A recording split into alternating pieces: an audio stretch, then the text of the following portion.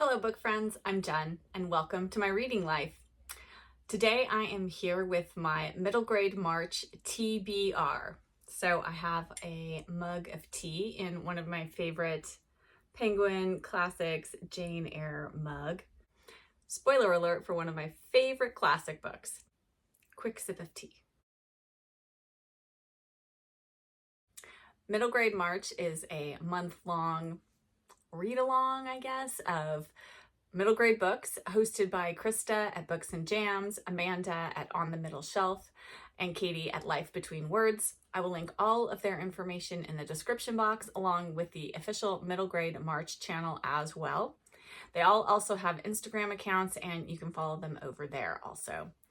I found middle grade March a few years ago now, 3 or 4, I can't remember exactly, and participated and absolutely loved it. I had the best time and it really got me back into reading middle grade books on a much more regular basis. I really like that middle grade can tackle difficult topics, but with a fairly light hand. I have read a number of books that have really hit home for me.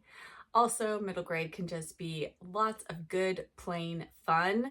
It's such a great sweet spot for reading. I'm not a big young adult book fan, especially current young adult. It's just not for me, but I really enjoy middle grade, both classic middle grade and modern middle grade books. So it has been really fun to both rediscover books I loved as a child and to discover new books that have been written in the intervening years. Let's get right to it. I know you guys are here for the books, so I'm going to dive right in.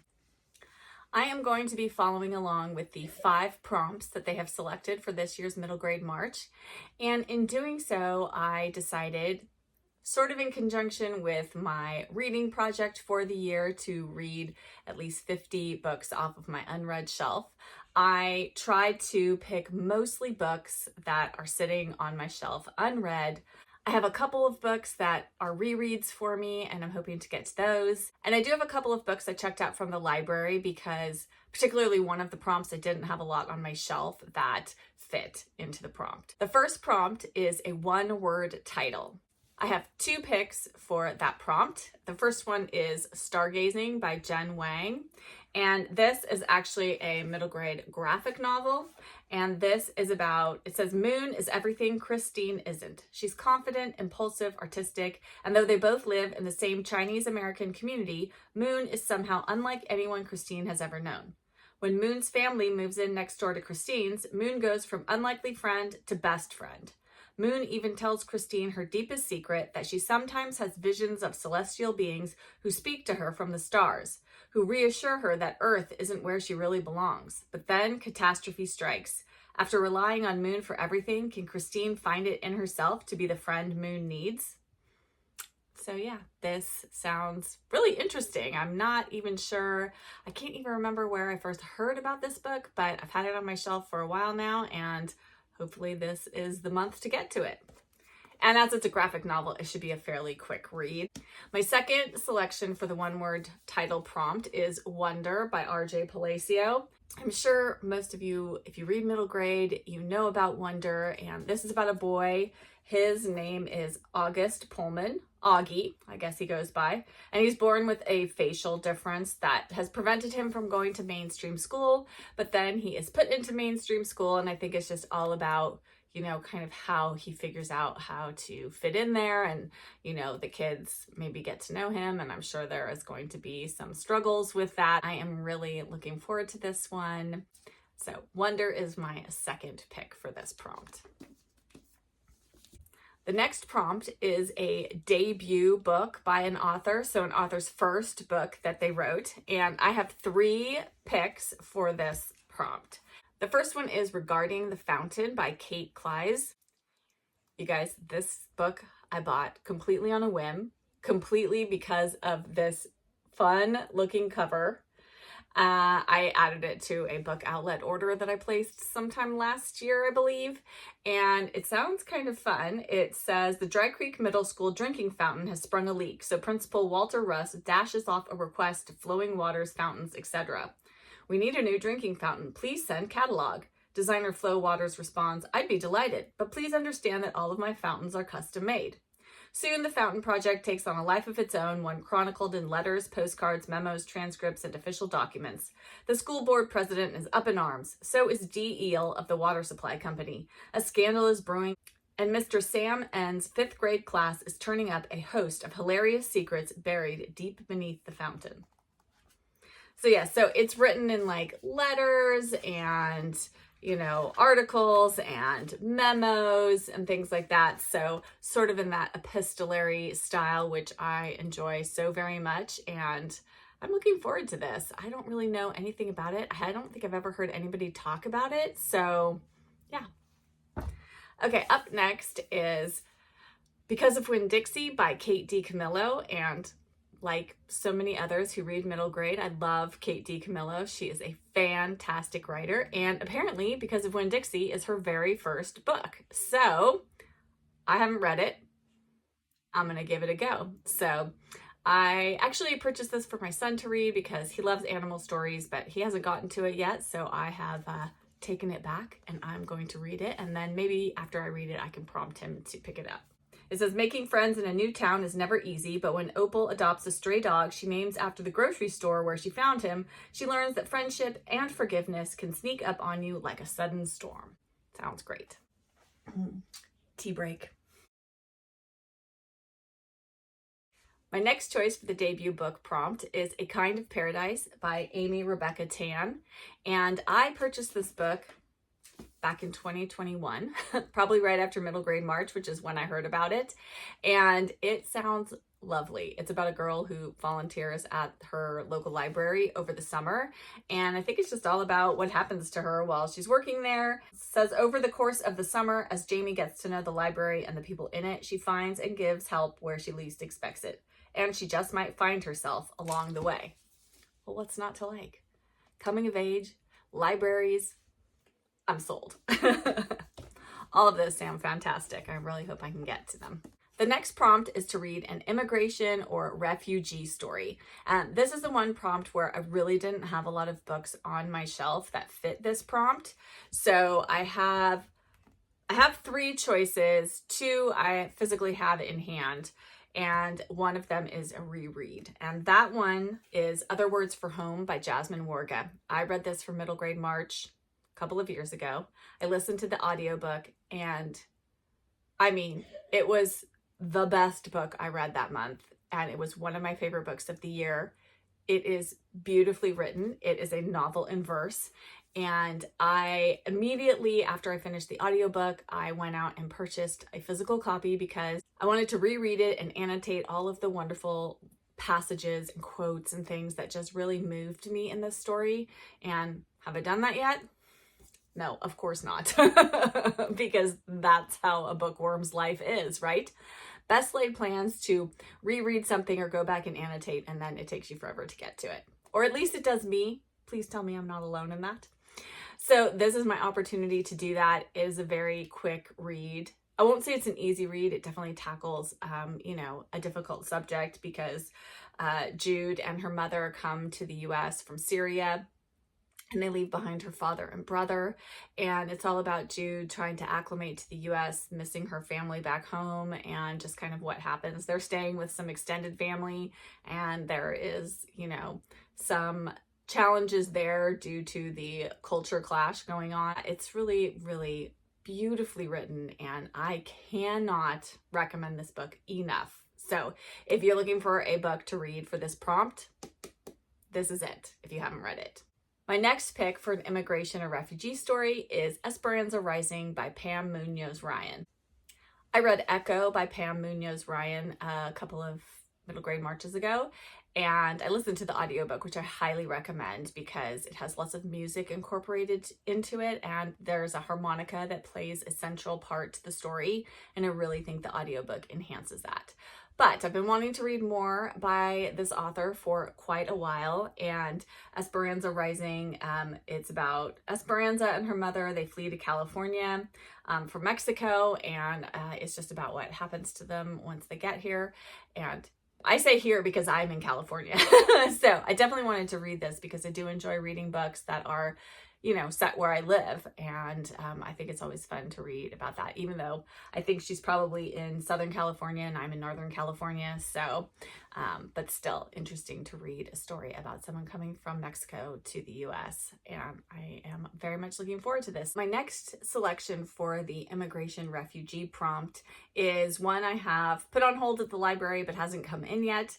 And that is Shooting Kabul by N.H. Sensei. And I decided to go with this title because I was looking at some of the reviews online and somebody mentioned that it takes place in Fremont, California, which is my hometown. And I've read one other book that actually took place in Fremont, which was so bizarre. And I was like, oh my goodness, I need to read this if it's set in my hometown. And this is about 11-year-old Petite, whose parents make the difficult decision to illegally leave Afghanistan and move the family to the United States. And then apparently while they are fleeing Afghanistan, Fadi's sister gets left behind. And then the events of September 11th unfold, and it seems like there's a slim chance of them finding his sister and getting her back to them now that they're in the US. So yeah, this just sounds like a really interesting story. So Shooting Kabul will be my third pick for this prompt. The next prompt is an animal on the cover. And I think this is far and away, this is definitely one of the easiest prompts for this middle grade March, because so many children's books have animals on the cover. So many of the books feature animals as central characters. So I think you can definitely easily find a book that has an animal on the cover. My first pick for an animal on the cover is The End of the Beginning by Avi. I've never read anything by Avi before, so I'm excited to get to this. This is a story that begins where it ends and ends where it begins, in the treetop home of a rather small snail named Avon. Avon longs to go on an adventure. Adventure, he has heard, is the key to a happy life. So he sets out on an exciting journey with his new pal Edward, a thoughtful but misinformed ant. Together, they meet all manner of wise, weird, and intriguing creatures, including a dragon, and discover that even tiny adventures can broaden your view of the world. So this sounds just lovely and fun, and it's very short, and there's some really cute little illustrations. Yeah, so I'm looking forward to this one. Then my next choice is actually a book I am going to buddy read with Kate Howe, and that is The Highly Trained Dogs of Professor Petite by Carol Ryrie Brink. You've heard me talk about Carol Ryrie Brink and how much I wanted to read more by her, so this is the month. And I'm very excited to read this. It sounds very fun. This is not your average dog show. There is so much work to do in the serious town of Puddling Center that 11-year-old Willie can't even go to school. So when Willie meets Professor Petite and his 5 highly trained dogs, each with its own special talent, he's delighted. Maybe their traveling show will shake things up. Sounds utterly delightful. I cannot wait. More Carol Ryrie Brink is always a good thing. Then my next choice for this prompt is The Next Great Jane by K.L. Going. And I've had this book on my shelf again for quite a few years. And this is about Jane. She loves creative writing and she wants nothing more than to become a great writer like Jane Austen. Sorry, sold. That's all I need to know about this book. Anyway, there's a hurricane and her whole world goes topsy-turvy. And yeah, it sounds like just really good fun. And I love anything that references Jane Austen. And for the animals on the cover, you can see there's like water down here and there's a bunch of like jellyfish and fish and different things. So that's why I picked it for this prompt. And I've been wanting to read this one for a really long time because I love Jane Austen.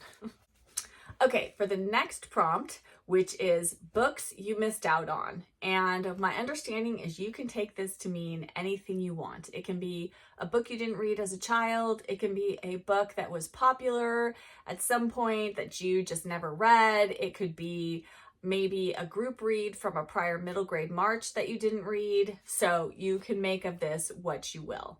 And I have entirely picked books that I didn't read in my childhood and I really feel like I missed out on. The first book is The Witch of Blackbird Pond by Elizabeth George Spear, and This book was hugely popular when I was a kid, and I am not sure why I never read it, but I didn't. And I actually saw this copy in a little free library a couple of months ago, and I didn't take it at the time. I don't know why. And then I couldn't stop thinking about it. And so the other day I was in that neighborhood and I thought, you know what, I'm just going to run by there and see if it's still there. And it was. So now it's mine. And it's so funny. I posted about this on Instagram and so many people commented how much they loved this book when they read it. Some people as a child, some people as an adult, and everybody just raved about it. So I am super excited to read this one. So if you've read it and loved it, please definitely let me know in the comments. Next up, I am reading through the Little House on the Prairie series, which I read Little House in the Big Woods as a child, and I'm not sure I read any of the other books in the series. I found a set of 5 of the books in the series at a garage sale a few years ago, picked them up, and this is the year I'm going to read through them all. I reread Little House in the Big Woods in January, and this month I'm going to read Little House on the Prairie, which I can't remember if I've read it or not, but I don't think I have, and even if I did, I don't remember it at all. I watched the TV show growing up, of course, because I grew up in the 70s, and I think every little girl watched Little House on the Prairie, but I'm really excited to read the book. I really enjoyed Little House in the Big Woods, so I'm excited to continue on with Laura and her family. They're just so lovely. My next pick for this prompt is Emily Climbs by L.M. Montgomery. I read Emily of New Moon a few years back. I missed out really on L.M. Montgomery as a child. I didn't read anything by her when I was a kid, which is super surprising. Even my mom says, I'm not sure why I never gave you Anne of Green Gables to read, but you know, it was just one of those ones that sometimes things just pass you by. And this was one of them. I read Anne of Green Gables, I'm not sure, 7 or 8 years ago now, and I read Emily of New Moon 3 or 4 years ago, and I never moved on in either of the series. So Emily Climbs is the second one in the Emily series, so this is definitely one I've missed out on and would love to get to. Speaking of L.M. Montgomery, my next pick is Anne of Avonlea, because I've never read it. And I can't believe I'm saying that, because this is exactly the kind of story that I love. And I loved Anne of Green Gables when I read it, and I never moved on with the series. So this month is it. I'm going to read this. Hold me to that. Those are all my choices for the prompt to read a book you missed out on. Then I have 2 books that I'm hoping to get to in March as well, and they are just sort of outliers. They don't really fall into any of the prompt categories, but I want to read them anyway. And the first one is The Last of the Really Great Doodles by Julie Andrews Edwards. This is the Julie Andrews. I read Mandy by her, oh gosh, I don't know, 10, 15 years ago, and just loved it. And I have had this one on my shelf for a while now. And this is about Ben, Tom, and Lindy Potter have never even heard of a Whangdoodle until they meet the brilliant Professor Savant. He tells them all about the wise and magical creatures who disappeared to another land because people stopped believing in them. And when the professor invites them on a quest to find the last of the really great Whangdoodles, they can't resist. Sounds lovely. I do love a good adventure story, so this sounds very fun. And then my next book is actually 2 books. These are books 5 and 6 in the Betsy Tacy series. This is Heaven to Betsy and Betsy in Spite of Herself. And I have been rereading the Betsy Tacy series and adoring it as I adored it as a child. So I'm excited to read the next 2 installments. And then last but not least is the group read book that they selected for middle grade March. And luckily my library had a copy. So this is actually a nonfiction book, which I think might be the first time they have picked a nonfiction book for the group read. And that is the Mona Lisa Vanishes. This is by Nicholas Day with art by Brett Hellquist. And I think it is all about a heist. Yeah, on a hot August day in Paris, just over a century ago, a desperate guard burst into the office of the director of the Louvre and shouted, "La Joconde, c'est parti! The Mona Lisa, she's gone!" Was it a spectacular joke, or could it be true? It could. That sounds lovely. I've been to the Louvre many, many years ago and saw the Mona Lisa. And yeah, I love this sounds like a fun, I like true crime that's about things like art heists. I've read a few narrative nonfiction adult books that deal with that kind of thing where somebody has stolen something and you sort of follow the adventure of what happens. And yeah, I really enjoy that type of a story. So I'm excited to read a middle grade that is kind of a narrative nonfiction. And I'm very much looking forward to this. So that is it. Those are all of my potential reads for middle grade March. I'm sure I will not get to all of them, but I like to have a wide variety of things to choose from during the month because I am a mood reader, as I have mentioned before. But please let me know in the comments, have you read any of the books that I have selected? Should I prioritize anything here? I, would love to get through everything, but know that I won't.